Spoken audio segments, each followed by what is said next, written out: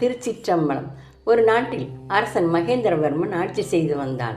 அவன் தான தர்மம் செய்வதில் வல்லவன். ஒரு சமயம் மகேந்திரவர்மனுக்கு சந்தேகம் ஏற்பட்டது. அரசன் எப்போதும் மக்களின் தேவைகளை பார்த்து பார்த்து செய்வதில் வல்லவன். யார் என்ன கேட்டாலும் எதையும் யோசிக்காமல் பொற்காசுகள், பட்டாடைகள், சொத்துக்கள் என்று எதையும் தயங்காமல் செய்பவன் அரசன். ஆனால் யாருக்கு எதை கொடுத்தாலும் போதும் என்ற வார்த்தையே வரவில்லையே. ஏன் நாம் மக்கள் கேட்டதைத்தானே கொடுத்து கொண்டிருக்கிறோம். போதும் என்று யாரும் சொல்லாமல் அடுத்தடுத்து வாங்க வேண்டும் என்று நினைக்கிறார்கள். எல்லோருக்கும் ஆசை அவலாசையாக மாறிவிட்டதோ என்று நினைத்து அரசருக்கு இதுவே ஒரு கவலையாகி விட்டது. அரசன் சிவனின் பக்தன். தினமும் காலையில் பூஜை செய்துவிட்டுத்தான் அரச சபைக்கு செல்வது வழக்கம். காலையில் பூஜை செய்யும் பொழுது அரசன், இறைவா, என் சந்தேகத்தை நீங்கள் தான் தீர்த்து வைக்க வேண்டும். உங்களிடம் இது ஒரு கோரிக்கையாக வைக்கிறேன் என்று வேண்டினான் அரசன். அரசன் நல்லெண்ணத்தை புரிந்து கொண்டு, இறைவனே வயதான முதியவர் போல் அழுக்கான ஆடை அணிந்து சாப்பிட்டு எத்தனையோ நாட்கள் ஆனது போல் தோற்றத்தை மாற்றிக்கொண்டு அரச சபைக்கு வந்தார் முதியவர். அரச சபையின் முன் நின்று கொண்டு, உங்கள் அரசரை நான் பார்க்க வேண்டும், உங்கள் அரசரிடம் என்னை அழைத்துச் செல்லுங்கள் என்றார் முதியவர். முதியவர் தோற்றத்தை பார்த்து காவலாளிகள் அரச சபைக்குள் செல்வதற்கு மறுத்தார்கள். காவலாளிகள் சொல்வதை காதில் வாங்காமல் பிடிவாதமாக உள்ளே நுழைந்தார் முதியவர். காவலாளிகள் நாங்கள் எவ்வளவோ சொல்லியும் முதியவர் உள்ளே வந்து விட்டார் என் அரசே என்றார்கள்.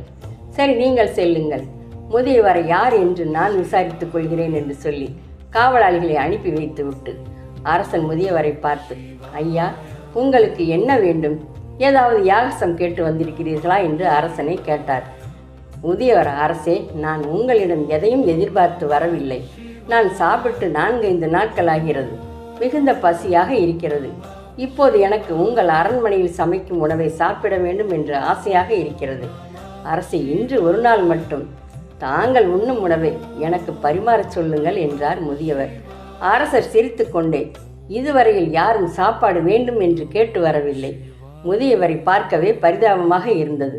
உடனே 2 காவலாளிகளை அழைத்து முதியவரை அரண்மனைக்கு அழைத்து சென்று நல்ல பதார்த்தங்கள் உள்ள சாப்பாடை போட்டு வயிறார சாப்பிட விட்டு முதியவரை அழைத்து வாருங்கள் என்று சொல்லி காவலாளிகளோடு முதியவரை அனுப்பி வைத்தான் அரசன்.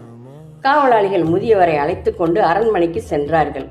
சமையல் செய்யும் பெண்களிடம் அரசர் சாப்பிடும் உணவை முதியவருக்கு பரிமாறுங்கள் என்றார்கள். சமையல் செய்யும் பெண்கள் முதியவரை முகமலர்ச்சியோடு அமரச் சொல்லி வாழை இலையை போட்டு அரசர் சாப்பிடும் உணவை முதியவருக்கு பரிமாறினார்கள். முதியவர் அதிகமான பசியில் இருந்ததால் சாப்பாடு போட போட சாப்பிட்டு கொண்டே இருந்தார். இருந்த சாப்பாடுகள் அனைத்தும் தீர்ந்து விட்டது. முதியவராக இருந்து கொண்டு இவ்வளவு சாப்பிடுகிறாரே என்று பெண்கள் பயந்தார்கள். முதியவர், இன்னும் சாப்பாடு வையுங்கள் என்றார். ஐயா, இருந்த சாப்பாடு எல்லாம் தீர்ந்து விட்டது. இனி உங்களுக்கு சாப்பாடு போட வேண்டும் என்றால் சமைத்துத்தான் போட வேண்டும் ஐயா என்றார்கள் பெண்கள். உடனே முதியவர், பரவாயில்லை, நாளை வருகிறேன். இன்று எனக்கு இது போதும், நாளை வந்து வயிறார சாப்பிடுகிறேன் என்று சொல்லிவிட்டு கிளம்பினார். இந்த பெண்களுக்கு நாளையும் வருகிறேன் என்று சொல்லிவிட்டு போகிறாரே, நாளை வந்து எவ்வளவு சாப்பிடப் போகிறாரோ, எவ்வளவு சமைப்பது என்று தெரியவில்லை என்று கவலைப்பட்டார்கள். அரசரிடம் முதியவர் சாப்பிட்டு விட்டு நாளையும் வருகிறேன் என்று சொன்னவுடன் சரி, பரவாயில்லை என்றார் அரசன். மறுநாள் அதே நேரத்திற்கு அரண்மனைக்கு சாப்பிட சென்றார் முதியவர்.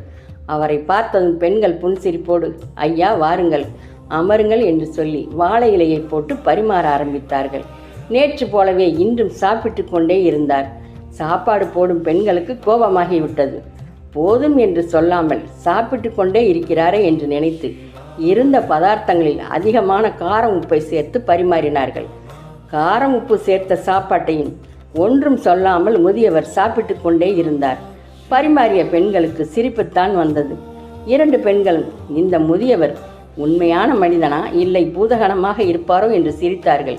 இதை கேட்டவுடன் முதியவர், இனி இந்த இடத்தில் இருந்தால் நமக்கு மரியாதை இல்லை என்று நினைத்து காவலாளிகளை பார்த்து, உங்கள் அரசரிடம் என்னை அழைத்துச் செல்லுங்கள் என்றார் முதியவர். சாப்பிட்டு முடிந்ததால் அரசரிடம் சொல்லிவிட்டு கிளம்புவார் என்று நினைத்து காவலாளிகள் அரச சபைக்கு முதியவரை அழைத்து சென்றார்கள். அரச சபைக்கு சென்றதும், அரசே, உங்கள் நாட்டில் ஏழை எளியோர்கள் பசி என்று வந்தால் இப்படித்தான் உபசரிப்பீர்களா? இப்படியெல்லாம் நான் எந்த நாட்டிலும் சாப்பிட்டதில்லை. சாப்பிடும் பதார்த்தத்தில் எவ்வளவு காரம் உப்பு போட முடியுமோ அந்த அளவிற்கு போட்டு எனக்கு பரிமாறினார்கள். சாப்பாட்டை பிசைந்தால் என் கை எரிகிறதே. இந்த சாப்பாட்டை சாப்பிட்டால் மனிதர்கள் குடலில் புண் வந்து சாகட்டும் என்று உங்கள் பணியாட்களிடம் சொல்லிக் கொடுத்தீர்களா அரசே? நான் சாப்பிட்ட உணவால் என் வயிறு எரிகிறது என்றார் முதியவர் கோபத்தோடு. இதை கேட்டவுடன் அரசருக்கு கோபம் தலைக்கேறியது. இது என்ன புது குழப்பமாக இருக்கிறது? காவலாளிகளை அழைத்து பரிமாறிய பெண்களை இங்கு அழைத்து வாருங்கள் என்று உத்தரவிட்டார். காவலாளிகள் சென்று சமையல் செய்த பெண்களை அழைத்து வந்தார்கள். அரசனை பார்த்து பயந்து நடுங்கி போய் நின்றார்கள் பெண்கள். அரசன் பெண்களை பார்த்து, நடந்தது என்ன? முதியவர் சொல்வது எல்லாம் உண்மையா? ஒரு சாப்பாட்டு விஷயத்தில் இவ்வளவு அசிங்கப்பட்டு போனோமே என்று நினைத்து பெண்களை பார்த்து, ஏன் மௌனமாக இருக்கிறீர்கள்? நடந்ததை சொல்லுங்கள் என்றான் அரசன். பெண்கள் இருவரும் முதல் நாள் நடந்த விஷயத்தை அப்படியே சொல்லிவிட்டு மறுநாள் நடந்ததையும் அப்படியே சொல்லி சாப்பாடு போட போட சாப்பிட்டு கொண்டே இருந்தாரே தவிர போதும் என்று சொல்லவே இல்லை. அதனால் மீதம் இருந்த சாப்பாட்டில் காரம் உப்பு சேர்த்து பரிமாறினோம். அப்போதும் இவர் போதும் என்று சொல்லவில்லை என்றார்கள் 2 பெண்களும். பெரியவரே, 2 பெண்களும் சொல்வது உண்மையா? ஏன் உங்களுக்கு போதும் என்ற வார்த்தையே வராதா என்றான் அரசன்.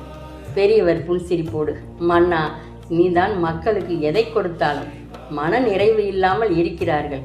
போதும் என்ற வார்த்தையை யாரிடமும் வரவில்லையே என்று வருத்தப்பட்டாய் மன்னா. தானத்தில் சிறந்தது அன்னதானம். பசியோடு வருபவர்களுக்கு வயிறு நிறைய சாப்பாடு போட்டால்தான் போதும் என்ற வார்த்தையே அப்போதுதான் வரும். மன்னா, இனிமேல் மக்களுக்கு பொன்னும் பொருளும் கொடுப்பதற்கு பதிலாக தினமும் அன்னதானம் போட்டால் உனக்கும் புண்ணியம். சாப்பிட்டவர்களும் போதும் என்ற சந்தோஷத்தோடு உன்னை வாழ்த்தி விட்டு செல்வார்கள். மன்னா, இதை உணர்த்தவே யாம் ஒரு திருவிழாடலை நடத்தினோம் என்று சொல்லிக்கொண்டே முதியவர் அந்த இடத்தில் மறைந்தார். அரசன் ஆனந்த கண்ணீர் விட்டான். இறைவா, எனக்காக நேரில் வந்து காட்சி கொடுத்து அன்னதானத்திற்கான சிறப்பையும் சொன்னதற்கு நன்றி இறைவா. என் ஆட்சியில் நடந்த அதிசயத்தை வரலாறு பேசட்டும் என்றான். அரசன் 2 பெண்களுக்கு தக்க தண்டனை கொடுக்குமாறு உத்தரவிட்டான். உடனே அசரீரியாக இறைவன், அவர்கள் மேல் எந்த தவறும் இல்லை, நான் தான் கடைசி வரை போதும் என்று சொல்லவில்லையே, அவர்களுக்குத்தான் அதிக சோதனையை கொடுத்து விட்டேன் என்றவுடன் அரசரையே ஓம் நமச்சிவாயா என்று கரகோஷமிட்டார்கள்.